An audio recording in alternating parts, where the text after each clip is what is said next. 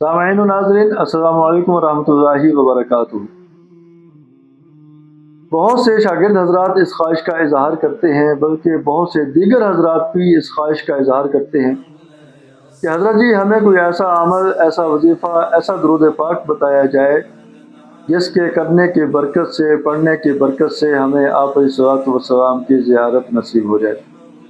آپ حضرات کی خدمت میں ایک درود پاک عرض کرتا ہوں جس کے پڑھنے کی برکت سے بہت جلد آپ کو آپ علیہ الصلوۃ والسلام کی زیارت نصیب ہو جائے گی۔ ایک بات کی میں وضاحت کر دوں کہ آپ علیہ الصلوۃ والسلام کی زیارت یہ اصل مقصود نہیں۔ یہ ہر مسلمان کی آپ علیہ الصلوۃ والسلام سے محبت، عقیدت، عشق کا اظہار تو ہو سکتا ہے، مگر آپ علیہ الصلوۃ والسلام کی زیارت یہ مسلمان کا اصل مقصود نہیں۔ اصل مقصود قرآن و سنت کے مطابق زندگی گزارنا ہے، اصل مقصود سنت کے مطابق زندگی گزارنا ہے، اصل مقصود ہمارا ظاہر، ہمارا باطن سنت کے مطابق ہو جائے۔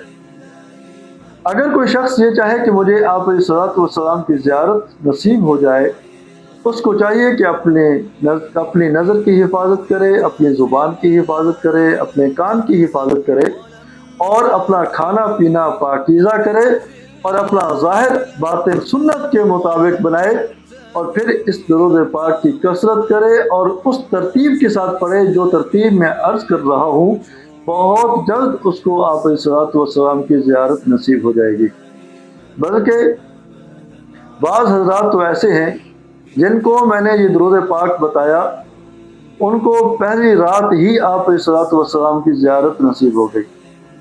اس کی مین وجہ یہ تھی کہ انہوں نے اپنی زندگی کو سنت کے مطابق بنایا ہوا تھا، اپنے ظاہر باطن کو سنت کے مطابق بنایا ہوا تھا۔ ان کی رات کی اندھیری کی زندگی، دن کی روشنی کی زندگی سنت کے مطابق تھی، اور جس کا ظاہر باطن سنت کے مطابق ہو، بہت جلد اس کو آپ علیہ الصلوۃ والسلام کی زیارت نصیب ہو جاتی ہے۔ عمل کی ترتیب یہ ہے: فجر کی نماز کے بعد اور بعد از نماز عشاء، فجر کی نماز کے بعد اور بعد از نماز عشاء 313 مرتبہ یہ درود پاک پڑھنا ہے۔